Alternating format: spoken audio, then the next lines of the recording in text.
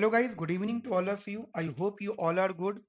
तो गाइस, मेरा नाम है समीर चौधरी और आज हम लोग अपना दिल्ली स्कूल ऑफ इकोनॉमिक्स का डिस्कशन कंटिन्यू कर रहे हैं।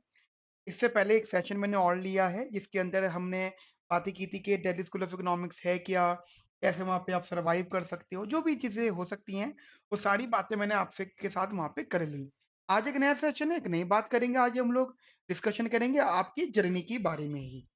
देखिए, सबसे पहले सबसे ज़रूरी बात, दिल्ली स्कूल ऑफ इकोनॉमिक्स कोई ऐसा प्लेस बिल्कुल भी नहीं है कि जहाँ पे एडमिशन लेना इज़ ईज़ी एंड सर्वाइव करना इज़ मोर ईज़ी। ऐसा कुछ नहीं है, ठीक है? यहाँ पे टफ़ होता है एडमिशन लेना, और सर्वाइव करना उससे भी ज़्यादा टफ़ होता है। इस बात का प्रूफ ये होता है कि जो आपके सीनियर्स हैं, ठीक है? जो भी आपके सीनियर्स हैं दिल्ली स्कूल ऑफ इकोनॉमिक्स में, आप उनसे पूछ सकते हो कि अगर 250 लोग थे एडमिशन लेने वाले, तो 100 लोग कम से कम ऐसे थे जो फेल हुए थे। ये दिमाग में रखना, फेल वो लोग होते हैं जो राइट डायरेक्शन में नहीं पढ़ते। अगर आपको लग रहा है कि सर आप डरा रहे हो, तो मैं डरा नहीं रहा, आपको समझा रहा हूँ। मान लीजिए आपके पेरेंट्स आपको कोई चीज़ कहते हैं कि ये चीज़ मत करो और ये चीज़ करो, तो इसका मतलब ये नहीं कि आपको डराना होता है ना। आपको आगे के लिए आगाह करना होता है कि आपको कैसे सर्वाइव करना है, कैसी चीज़ों को हैंडल करना है। मेरा काम बस वही है आपके लिए। मैं आपको बताना चाहता हूँ कि नहीं पढ़ने वाला फेल होगा हमेशा। आप कुछ भी मत पढ़ो, फेल हो जाओ। और एक चीज़ और, राइट डायरेक्शन में ना पढ़ो, ठीक है? किताब खोल के बैठना is not the task for you guys. आपको राइट डायरेक्शन में पढ़ना है, एक बात। दूसरी चीज़, अगर आपको लगता है ना कि दिल्ली स्कूल ऑफ इकोनॉमिक्स में, क्योंकि वो बहुत टफ है, डिफिकल्ट है, हार्ड वर्क करना पड़ेगा, और आप लोग अपना अधिकतर समय इस चीज़ में निकाल दोगे कि हार्ड वर्क का कोई सब्स्टिट्यूट अवेलेबल है, तो आप गलत हो। हार्ड वर्क का कभी भी कोई सब्स्टिट्यूट अवेलेबल नहीं होता। आपको मेहनत तो करनी पड़ेगी। हाँ, ये बात सच है कि डीएससी एक बहुत ज़्यादा toughest, it's the most toughest journey for you, but I will try to make it easy for you guys, ठीक है? उसके लिए कुछ चीज़ मैंने प्लान करी है आपके लिए, ठीक है? देखिए, ज़रूरी नहीं है कि आप जॉइन करो, मैं बिल्कुल आपको सजेस्ट करूँगा। आप अपने कॉलेज में, आपकी जब पढ़ाई स्टार्ट होगी, पढ़ाई स्टार्ट होने से पहले मैं चाहता हूँ कि आप अपने बेसिक्स को स्ट्रॉन्ग करो, ठीक है? You need to try to strong your basics. मैं अभी सिलेबस डिस्कस करने से पहले माइक्रो इकोनॉमिक्स की बात कर रहा हूँ मैं आज बेसिकली, ठीक है? पहले माइक्रो की बात कर रहा हूँ। माइक्रो इकोनॉमिक्स में हमें, अगर मैं सिलेबस बताऊँ तो सिलेबस जनरली ये वाला है। एक अंडरस्टैंडिंग रखना, देखो सिलेबस ना हो सकता है ये चेंज कर दें, और इनका ना भरोसा मत करना। ये पेपर से 1 हफ्ता पहले भी सिलेबस चेंज कर चुके हैं। मतलब 1 हफ्ते बाद इंटरनल है, उससे पहले इन्होंने नया कुछ इंट्रोड्यूस कर दिया। तो ये ऐसा नहीं होगा कि सर ये हमेशा रहने वाला है, नहीं, ऐसा नहीं है। बट ये कुछ कॉमन टॉपिक्स है जिनको कभी चेंज नहीं करते, जैसे प्राइस, मार्केट एफिशिएंसी। इसमें ना आपको जनरल डिस्कशंस करने के, कैसे इकोनॉमी चलती है, जनरल डिस्कशन। जैसे इसी में आप यूटिलिटी फंक्शन देखोगे, कॉस्ट फंक्शन, मतलब एक ही टॉपिक में आप demand, supply, market equilibrium, comparative statistic, taxes भी देख लोगे, सब्सिडी भी, पब्लिक गुड एक्सटर्नलिटी, एक अंडरस्टैंडिंग है। और ये 2 साल पहले हट गया था और पिछले साल ऐड कर दिया था उन्होंने क्वेश्चन, तो वो डिपेंड करता है, ठीक है? हो सकता है कि आपके सिलेबस में आने वाले समय में ये सिलेबस चेंज हो जाए, there is a possibility. But my suggestion is that आप पढ़ो, ये भी पढ़ो, कोई भी चीज़ छोड़नी नहीं है। एक होता है आपका choice theory and consumer demand, ठीक है? Production cost and the firm monopoly, with general equilibrium analysis, welfare properties of competitive equilibrium, with choice under uncertainty, ठीक है? Welfare economics, individual social choice, market failure. तो ये कुछ topics है, और आपकी जो भी माइक्रो इकोनॉमिक्स होती है वो मल्टीपल पार्ट में, 3 पार्ट में डिवाइड होती है। बट गाइस, सिलेबस की बात नहीं करते हम लोग अभी। हम लोग अपने बेसिक्स की बात करते हैं, क्योंकि सिलेबस तो अभी आपको ये नया देंगे, थोड़ा बहुत चेंज करके देंगे। मैंने तो आपको लास्ट ईयर का सिलेबस दिखाया है, या लास्ट टू लास्ट ईयर का सिलेबस दिखाया है, ठीक है? आपको क्या-क्या स्ट्रॉन्ग करना है जनरली, जैसा आप कहते हो कंज्यूमर थ्योरी, ठीक है? तो मैं आपको सजेशन दूँगा कि आप लोगों ने सेमेस्टर 3 में, if you are from the economics honours background, अगर आप इकोनॉमिक्स ऑनर्स बैकग्राउंड के हो। अच्छा, एक सपोर्ट मैं आपको पहले बता देता हूँ ये डिस्कशन करने से पहले। मैंने ना एक फ्री पोर्टल बनाया है, ठीक है? Portal, free portal. अब फ्री पोर्टल का मतलब क्या है? आपका कॉलेज का सिलेबस नहीं होगा यार, ठीक है? ये कंफ्यूजन मत क्रिएट करना कि सर कॉलेज का भी सिलेबस फ्री में ना। इसके अंदर आपको बेसिक्स दूँगा मैं आपको। मैंने बना दिया है, तो जो भी लोग हैं वो मुझे मैसेज कर दें, मतलब एक मैंने व्हाट्सएप ग्रुप बनाया है, उसमें एनरोल हो जाओ और मेरे को मैसेज कर देना। तो उसमें आपका माइक्रो इकोनॉमिक्स के बेसिक्स होंगे, लिखा हुआ होगा बेसिक्स, ठीक है? तो वो आप स्ट्रॉन्ग करोगे, जैसे कंज्यूमर थ्योरी है, फिर प्रोडक्शन थ्योरी है, ठीक है? कंज्यूमर थ्योरी है, प्रोडक्शन थ्योरी है, मार्केट्स में मोनोपोली है, क्लियर करना की बात को, क्योंकि प्रोडक्शन थ्योरी में जो प्रॉफिट आएगा, कॉस्ट आएगा, उसमें आप परफेक्ट कंपटीशन सीख लोगे।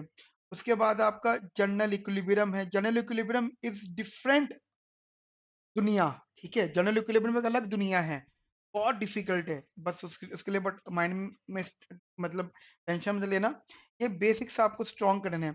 तो ये आपका सेमेस्टर 3, ये आपका सेमेस्टर 4, ये आपका सेमेस्टर 4, ये चीज़ आपको स्ट्रॉन्ग करनी है if you are economics honours background. और आप कहते हो नहीं सर, हम तो ये सब कुछ हमारे पास रेफरेंसेस अब अवेलेबल नहीं है, तो सिंपली आप ये फ्री पोर्टल के लिए मुझे मैसेज कर देना, मैं आपको ये दे दूंगा, इसमें बेसिक्स होंगे और ये बेसिक्स हमेशा वैलिड नहीं होंगे, ये बेसिक्स अवेलेबल हैं ओनली 28 जुलाई तक, ठीक है? क्योंकि 20 जुलाई तक तुम अपने बेसिक स्ट्रॉन्ग कर लेना, फिर 20 जुलाई के बाद से फिर मैं आपके साथ डिस्कशन स्टार्ट कर दूंगा लाइव सेशंस में, तो मुझे एक्चुअली सपोर्ट मिलेगा आपके साइड से कि आप थोड़ा पढ़ के आए हुए होंगे, ठीक है?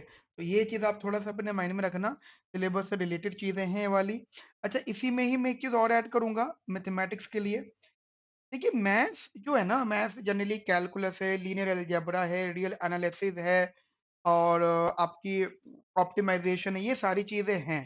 तो मैथ्स के लिए भी मेरा सजेशन रहेगा, जो आपकी सेमेस्टर 1, सेमेस्टर 2, और या फिर अगर जो रिसेंट स्टूडेंट हैं उनका सेमेस्टर 3, उसमें आपको जो भी मैथमेटिक्स सिखाई गई थी, मतलब इसमें इंट्रोडक्टरी, इसमें इंटरमीडिएट, इसमें एडवांस, सेमेस्टर 1 2 3 मैथमेटिक्स, उसको आप स्ट्रॉन्ग करें।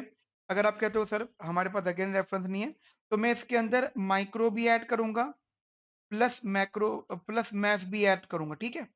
माइक्रो और मैथ में इसके अंदर दोनों ऐड कर दूंगा।